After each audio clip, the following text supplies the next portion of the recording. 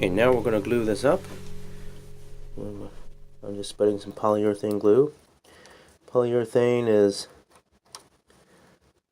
waterproof, and I don't know if I have a storage place in the house or in the shed to put this wagon. Plus, you know it's going to be forgotten outdoors at some point, even if you do. It might turn into a yard toy for the kids. So I'm going to use all polyurethane, and we're going to do a good varnishing of the top and rails. A little bit of glue around the edges here.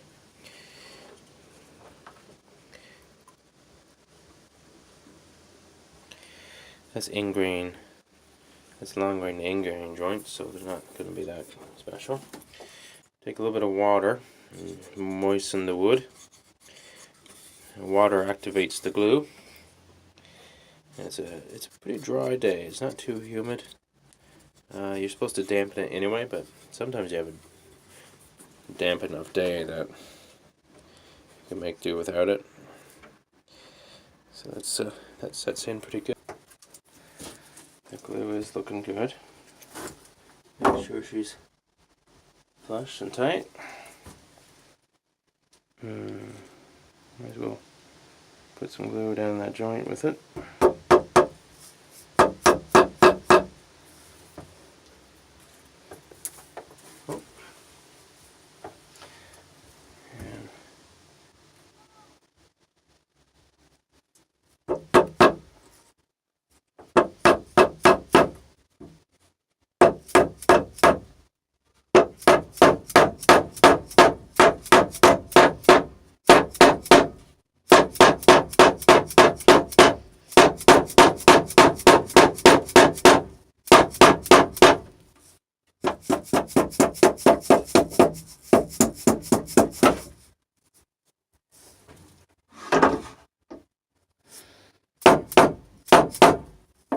Those wedges are bar tight.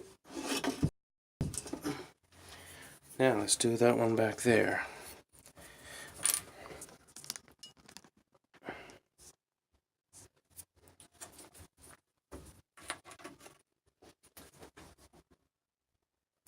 Make sure it's in there straight. Actually, I'm going to use this one on this side because I noticed that gap there that I created a little bit thicker. Uh-oh.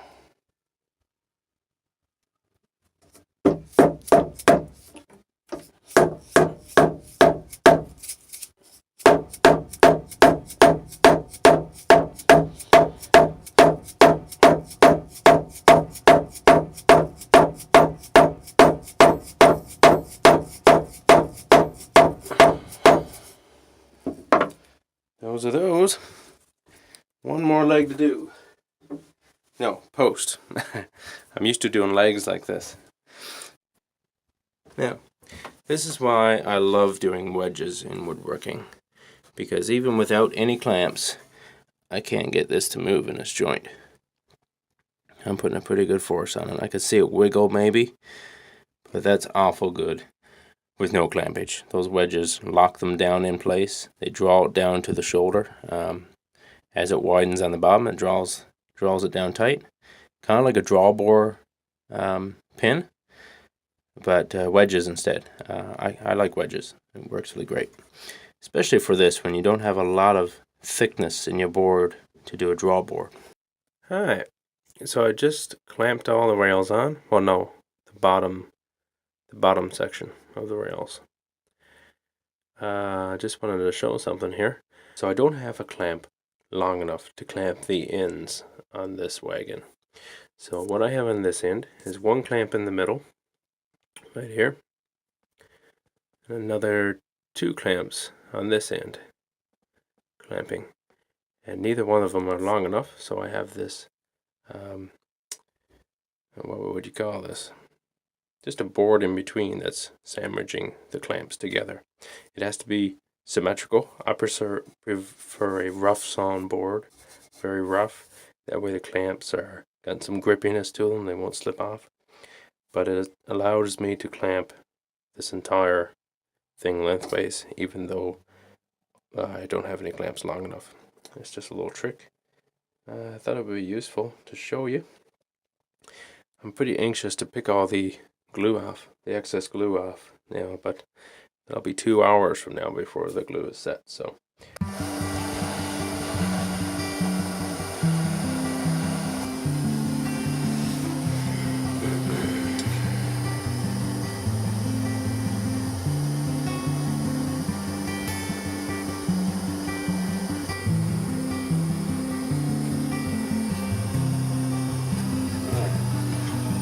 Touch-up work.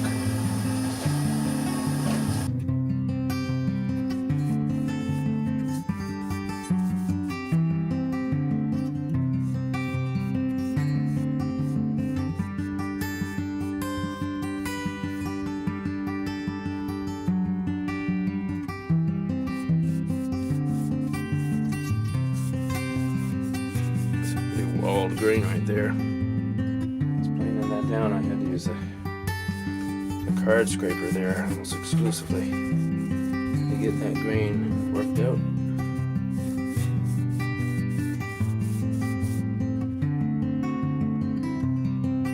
That worked. Now she's looking awful pretty.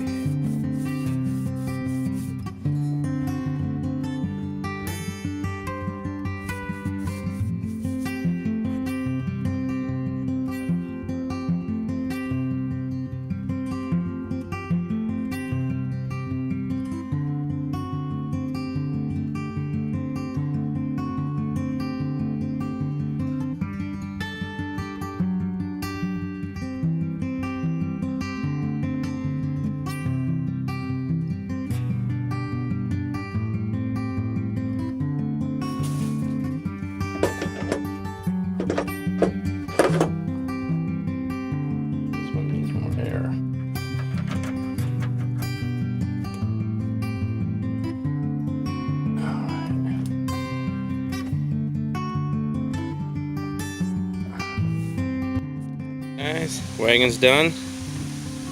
Been fun. I'm just about to take the kids for a walk. I think it's been a great little project. I've enjoyed it. It's a beastly of a wagon. I got in it to test it. I think it's 300 pounds that the chassis can handle. But that birch can handle a whole lot more. I think I could park a car up on that. Yeah, it's been fun. I hope to get a lot of years of work use with it. So here's some dovetails. Sun's not in the right direction with that one. Let's move it.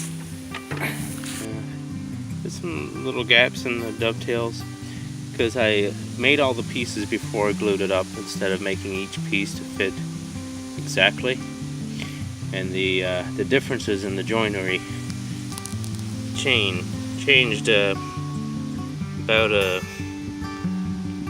1/16 to an 1/8 of an inch over time during assembly, but I think it's still good. The joinery is still tight enough that nothing will go wrong with it.